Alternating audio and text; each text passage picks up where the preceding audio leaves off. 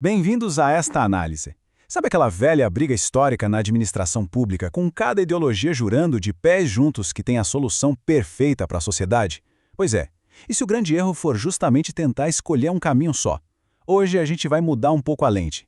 Vamos sair daquela visão de teorias que vivem brigando entre si para entender um sistema unificado. Um cenário onde os modelos não competem, mas na verdade se completam. Para a gente se organizar, o roteiro de hoje é bem direto. 1.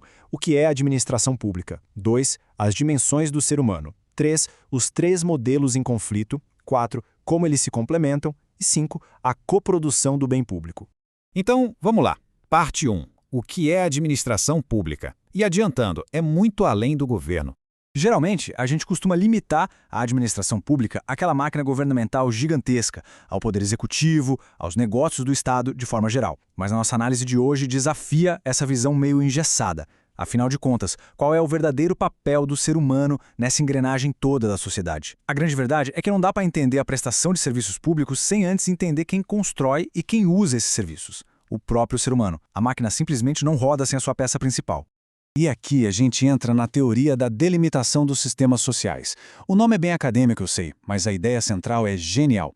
Ela diz que o ser humano é uma criatura multidimensional. E o que isso quer dizer na prática? Quer dizer que ninguém é só um trabalhador, ou só um eleitor de 4 em 4 anos, ou só um consumidor no shopping. A gente é tudo isso ao mesmo tempo. Nós somos seres políticos, sociais e econômicos. Por conta dessa nossa natureza múltipla, a sociedade moderna precisa ser multicêntrica. Ela tem que oferecer espaços variados para que todas essas nossas facetas possam florescer e se desenvolver. O que nos leva à parte 2, as dimensões do ser humano, ou os espaços que a gente habita. Para visualizar melhor tudo isso, imagina a sociedade como se fosse uma casa gigante com 3 cômodos principais.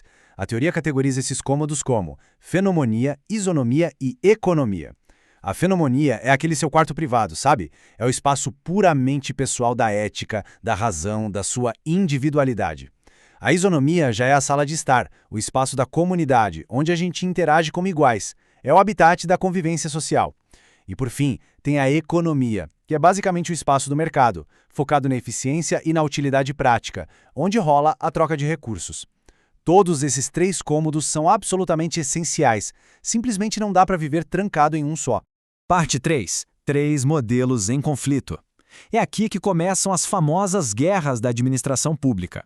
O problema histórico é que a teoria e a prática da administração acabaram ignorando essa nossa necessidade de transitar por vários cômodos. A galera foi para as trincheiras acadêmicas tentar enfiar a sociedade inteira num lugar só. O material analisa muito bem 3 grandes modelos que tentaram fazer isso. Primeiro tem o modelo convencional, a velha burocracia, focada na escala do Estado e que enxerga as pessoas quase como súditos. Depois veio a nova gestão pública, totalmente voltada para o mercado e produtividade, tratando quem usa o serviço como um consumidor. E tem o novo serviço público, que foca na democracia e na comunidade, enxergando as pessoas verdadeiramente como cidadãos. Mas olha só qual é o ponto crucial aqui. Quando aplicados sozinhos, como se fossem uma fórmula mágica universal, todos eles falham. A velha burocracia, isolada, fica lenta e custa uma fortuna. A nova gestão pública, se aplicada a absolutamente tudo, acaba corroendo os valores democráticos porque nem tudo na vida é um negócio mercantil. E o novo serviço público, por mais bonito que seja na teoria, não tem ferramentas práticas de execução para lidar com as demandas massivas do dia a dia. Quer dizer, o verdadeiro sucesso só acontece quando a gente entende que uma sociedade complexa precisa da união desses 3 modelos, e não de um excluindo o outro. Parte 4. A complementaridade dos modelos. A famosa peça que faltava. A grande sacada, a peça que faltava no quebra-cabeça, não é inventar um quarto modelo do zero. É só compreender que os que já existem são perfeitamente complementares, desde que a gente coloque cada um no seu cômodo certo. Pensa na velha burocracia, o modelo convencional. O lugar dele é legitimamente na economia. Por quê? Porque quando um país precisa de uma campanha de vacinação para imunizar milhões de pessoas, ou precisa processar a arrecadação de impostos, é a padronização pesada e a previsibilidade burocrática do Estado que garantem que isso seja feito. Para esse tipo de tarefa de escala massiva, é uma ferramenta absolutamente indispensável. Já a nova gestão pública também encontra o seu lugar verdadeiro lá no espaço do mercado. Ela é uma mão na roda imensa quando o poder público precisa de técnicas corporativas ágeis para lidar com coisas que o setor privado domina bem. Imagina usar concessões para construir estradas imensas, manter infraestrutura pesada de hospitais ou expandir redes de energia. Nesse contexto de recursos pesados, essa gestão focada em resultados e eficiência cumpre o seu papel de forma brilhante. E o novo serviço público? Bom, a ideia dele nunca foi competir para ver quem constrói a ponte mais rápida. O lugar dele é preenchendo o espaço da isonomia. Lembra dela? Aquele espaço caloroso dos iguais? É o modelo perfeito para gerar participação cidadã nos conselhos locais, para debater as prioridades de orçamento do bairro e fortalecer o tecido social das comunidades.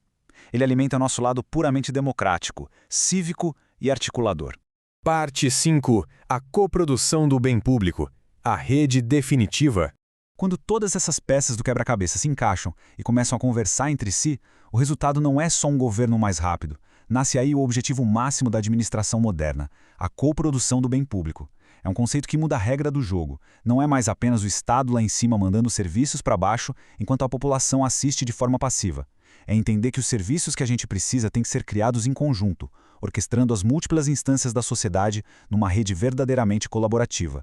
E para essa rede não ficar só na teoria, ela depende de 5 grandes atores trabalhando lado a lado. A gente tem a burocracia pública operando de um jeito mais permeável. A gente tem as organizações sociais atuando na base da solidariedade. Tem o vigor das comunidades locais que precisam estar engajadas. Tem as empresas entrando com força através da responsabilidade corporativa. E no centro dessa engrenagem toda, unindo a rede, está o próprio indivíduo, agindo ativamente como ser político e não mais como um mero espectador do Estado. Aliás, tem um detalhe muito surpreendente no material original que a gente não pode deixar passar. A ação de responsabilidade social das empresas é um componente super crítico para gerar valor público. E por incrível que pareça, esse é um fato amplamente ignorado por muitos teóricos clássicos da área.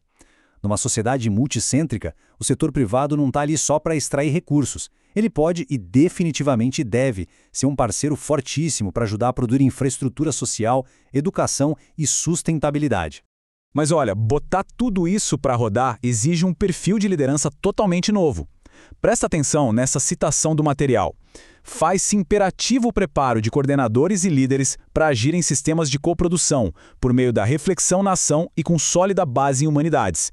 Em outras palavras, não dá para gerenciar redes orgânicas formadas por cidadãos, empresas e ONGs usando aquelas velhas apostilas burocráticas. A nova fronteira exige líderes que entendam de sociologia e política, que saibam ouvir, articular e servir, muito mais do que mandar e comandar. Sabendo que a administração pública contemporânea exige essa união fina entre eficiência de mercado, força do Estado e envolvimento cívico, a gente chega à nossa reflexão final focada na base de tudo, o preparo. Será que os nossos atuais sistemas de ensino estão formando os verdadeiros articuladores democráticos que a sociedade precisa? Ou estão apenas preparando gerentes treinados para focar em controle? É uma reflexão vital para o futuro dos nossos serviços. Fica aí o questionamento para a gente pensar.